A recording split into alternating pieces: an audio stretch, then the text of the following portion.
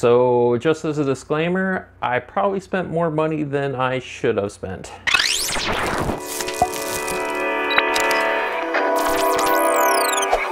You're watching Reckless UK.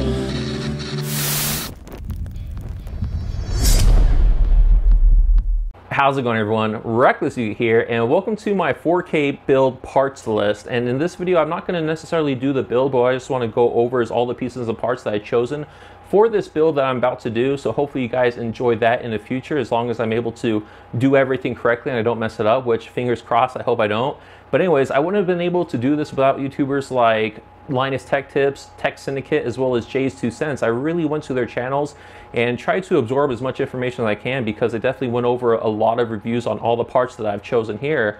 And because of their reviews, I was able to purchase with confidence all the parts and am able to do this video for you guys, as well as the next couple of videos, and also improve my entire channel overall, because this computer that I'm about to build is just going to be a beast. My MacBook Pro just isn't really cutting it anymore. It was awesome when I first got it, but now it seems that things are requiring more power and it's kind of falling behind. So with this build, I'm definitely going to be able to keep up and do just phenomenal things with my channel. At least that's what I'm hoping for. It'll definitely not be the hardware. It'll just be any sort of lack of myself if I'm not able to do what I think I'm trying to do. But with this computer, I should pretty much be unlocked to do whatever I want. So pretty excited about this now.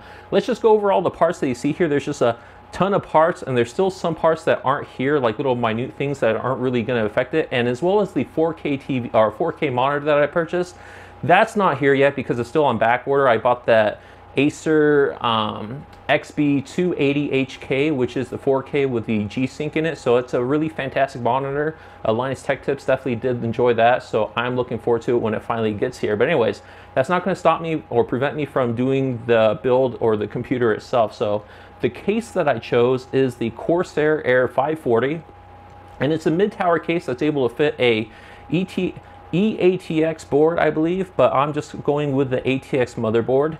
And with this case, why I chose is because it has really awesome airflow, and it's really like a nice case that showpieces the motherboard, the processor, the coolers, as well as the graphics cards. And with the power supply and all the nasty cables are kept in the back tucked away, it makes cable management really, really easy. So that's one thing I like.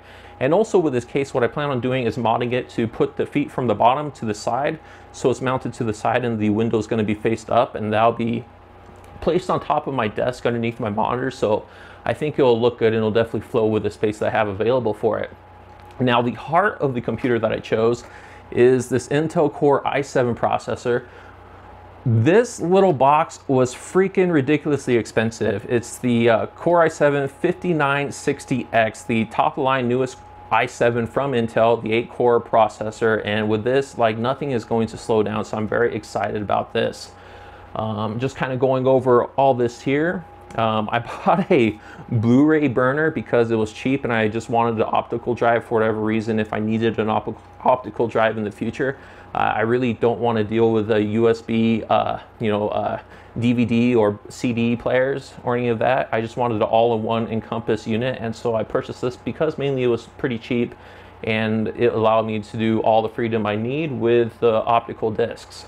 And then next up, as far as the fans that I chose, I picked up Noctua's new industrial PPC fans. Noctua is a really fantastic brand. I know Linus Tech Tips talks just loves this company, and I really enjoy this company too. I used these fans when I built Lily Koi's Hackintosh computer, and these ones aren't the ugly tan and browns that I installed in hers. These ones are brand new, and they have like just a nice black finish, which will really go well with this case because this case is all black with the internals. Now, the only like kind of negative thing are these brown vibration mounts, which can be taken off. So I'll only use these when it's touching the case, but if it's facing inward, I'm just going to take those off because I won't need them. At least I don't think so, but that's my plan so far with these. And I got about 5 of these 140 mils, and then I got 3 of the 120 mils to really get an awesome airflow within the case. Now, the thermal paste that I picked up is Arctic Cooling MX4. I picked this up because even though there are technically better pastes out there, like I think Liquid Cool or Cool Laboratories Liquid Pro, I believe is what it's called. That thing is like it produces a lot better numbers, but the installation of that is just a pain in the dick. So I really didn't want to go through that. This is just simple. You squirt it on into a pea-sized amount on the processor, squish down the heatsink, and then you're pretty much done. And it does a really good job of transferring heat from the processor to your heatsink. So excited about this. Now what this spool up here is some LEDs. I planned on using these and putting it in the case so it really shows up around the glass of the case.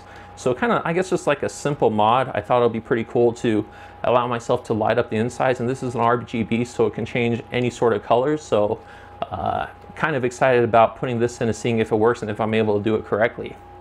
Now moving over to here, you guys probably been eyeing these, but these are two GTX 980s from EVGA. These are the overclocked with the ACX, I believe, 2.0 coolers. So these are the graphics cards that are going to that's going to power my future 4K monitor. So very excited about these. Those were not too bad in price compared to other 980s, especially because the classifieds just came out, and I decided to pass on those and just get these because with the classified edition, I think it's going to be more for overclockers, and I'm not really much of an overclocker because I'm still very noobish with computer building and all that. As far as the processor, I do plan on overclocking that because it shouldn't be too ridiculously hard, because mainly of this motherboard that I purchased, which is the Asus x99 Deluxe. And this has been highly reviewed, especially if you're going to go with the new Haswell E-type processors. This motherboard is one of the better of the choices you could have, especially if you're not going to be doing anything as far as crazy overclocks. But this does have some awesome onboard programs that allow a noob like myself to overclock with confidence and not worry about blowing up my a very expensive processor. And as far as the operating system, just get this out of the way, I decided to go with Windows 8.1. I actually like Windows 8.1. I have it dual booted on my Mac, and it doesn't bother me at all. I know a lot of people dislike Windows 8.1. They want to keep Windows 7, but I feel that going to this would just be better overall. So especially to be more compatible with newer programs that come out to assist YouTubers in making content. So excited about this. And storage. So the storage that I selected is some, like, these are going to be my boot / program / game drives, and these are two Samsung 850 Pro SSDs, and these are both 500 gigabytes. So together in RAID 0, this will give me 1 terabyte of boot program awesomeness. So very excited about these. These were also recommended by Linus as far as being very stable, and these have like an amazing 10-year warranty, so I don't have to worry about these crapping on themselves. These should be phenomenal, so excited to utilize these. And as far as for 4K, it's not going to be enough to just use 1 terabyte. So what I purchased here is I purchased a 4 terabyte Western Digital Red Pro hard drive. So this is just a spinny disk drive at 7200 RPMs. And I bought 2 of these. So this is one, and then the other one is right here in this box that I still haven't opened. And with these, I'll be putting these in RAID 0 to make sure that they have plenty of performance to read and write, and it won't slow me down. These are probably going to be what I'll be using to edit off of, or at least my scratch discs. Basically, these are just going to be the media dumps of my system, where I just basically throw everything I record at them, and they're just going to gobble it up and save them, because these have some sort, I can't really explain it, but these are supposed to be better for a RAID 0 setup, is what I read in multiple reviews online, and as well as many other YouTubers that I've watched. So excited to have these. Now the RAM I picked out is some Ripjaws 4s. These are from G.Skill, and these are at 2400 megahertz, so not the fastest DDR4, but it's definitely not the slowest. It's one up from the slowest that's available. And yeah, like, I don't know, I'm not sure like exactly what to expect from RAM. I know that this is going to be 32 gigs of just pure enjoyment, so I won't really have anything slow me down. So these are just going to do just fine with everything I plan on doing with my rig. Now, since I'm a content creator and I like using cameras with SSD cards, I really don't want to deal with any more USB dongles and USB card readers. So I purchased this, which is going to be an internal SD card reader, which is just going to mount to the 5¼ inch bay. And this is a 3½ inch size reader. So what I need to do in order to use this is this adapter, which is the 5¼ to 3½ inch. So With this and this, I'll be able to put it in my front of my computer, and it'll be able to have me just slide in SD cards and get the information I need out of them to increase or speed up my workflow without any sort of confusion or, you know, hiccups basically. So excited about that.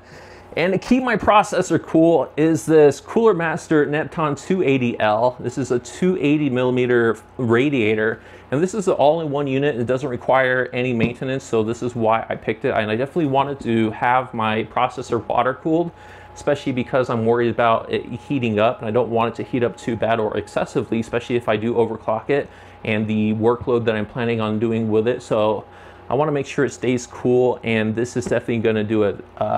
I heard nothing but good things about Cooler Master. It's a brand that I definitely trust, and so this is the cooler that I purchased. So excited about this. And my power supply unit, the last thing as far as I could think of for my build, is an Corsair HX1000i.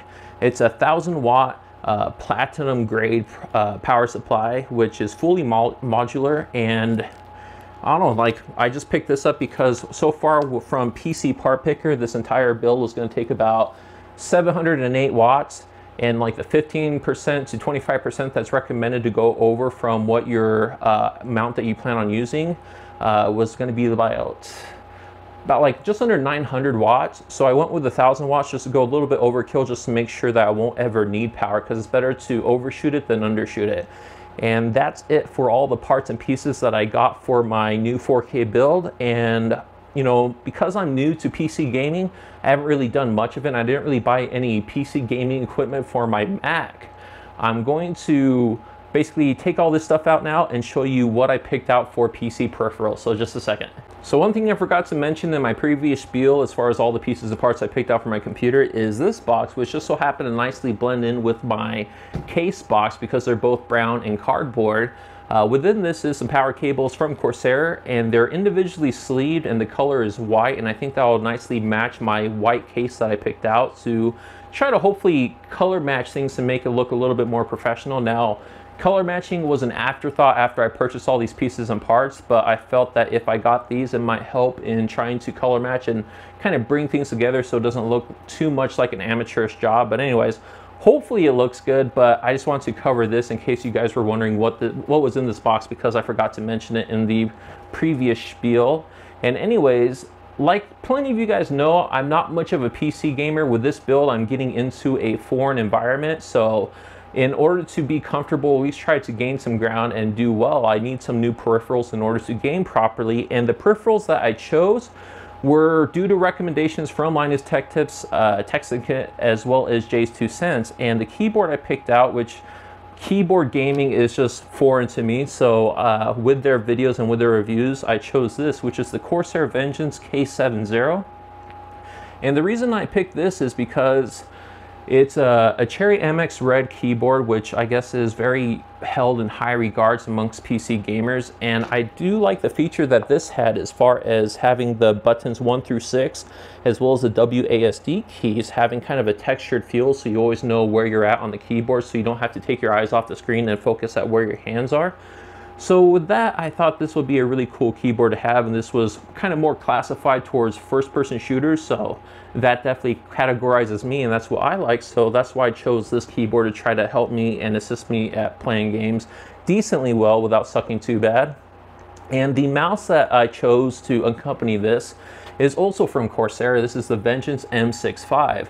And like the keyboard, this is not the RGB model, it's the model right before that, but it's basically the same. And so because it's, you know, once again, a very nice product, and with this, it's a laser mouse, but they seem to have corrected the laser acceleration that plagued a lot of laser mouses, which is why people don't go to laser, they stay with optical. But with this, I think I could be comfortable with it because I prefer to use an optical mouse whenever I'm just doing editing or if I'm using my Zim on my console. So hopefully this will be a smooth transition.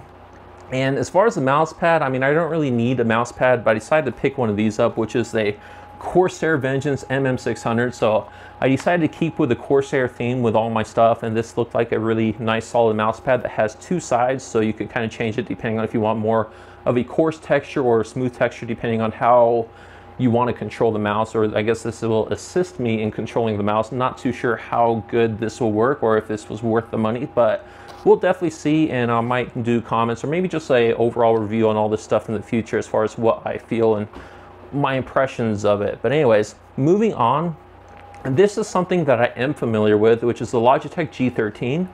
And the reason I picked this up is because my current Logitech G13 is about 3 years old, and I used this when I gamed with the Zim back in the day, and I use this every once in a while whenever I try to do any sort of gaming with my MacBook Pro. But due to the faults of my MacBook Pro not being able to do much PC gaming, I haven't really used it that much. But in the short amount of time I did use it, I noticed that the thumb pad here definitely wore off. So I am pretty comfortable with this, so if I'm ever having trouble with the keyboard, I can always revert back to this and game decently well, I think. And another thing I like about this is the LCD screen here shows me information that I don't need to have on my screens. Like, I like to keep an eye on my CPU and RAM and how much I'm using up, just to kind of see if I need to tone things down.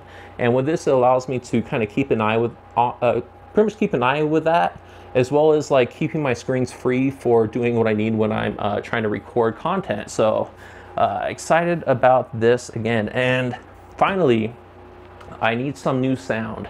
So my headset that I currently have is all tied in with my consoles, and I can't really easily move it to the PC and back and forth. So I decided to just pick up a new headset, an all-in-one, and this is the Sennheiser PC363D, and this is pretty new. This replaced the PC360 from Sennheiser, and this has like a little USB dongle that I'll be able to plug into a USB port and then just plug these headsets right in there with it, and they'll give me a synthetic 7.1 surround sound. So excited to test these out. And Sennheiser is just a awesome brand. They're sometimes overpriced. You could get probably some things close to it cheaper, a lot cheaper. Like, I could have gone with the Corsair headsets, but I decided to go with the Sennheiser just to really see how well these are, because when I was looking on the audiophile forums at headfi.org, a lot of people say that this is probably one of the best cheap headsets you could get, which isn't really cheap, but to those audiophiles, they spent thousands of dollars on headsets. So this is kind of the low end on their budget. But anyways, that's all the pieces of parts I got. I'm gonna have to stop talking soon because my throat's kind of parched, and you probably heard it. I've messed up my words a few times, but I don't really like editing out a bunch of stuff in my videos or having it like kind of glitch and try to cut things out to make myself sound smooth when I'm not. But anyways, that's it for the video. Hopefully you guys enjoyed, and what I'm going to be doing is just unboxing all the stuff, trying to figure it out, and hopefully figure out how to piece it all together, and then I'll work on the build guide for you guys, just kind of document how I did it, and if you're interested, you can do the same. So yep, so hopefully you enjoyed, and I'm gonna get to other things now. All right, bye bye.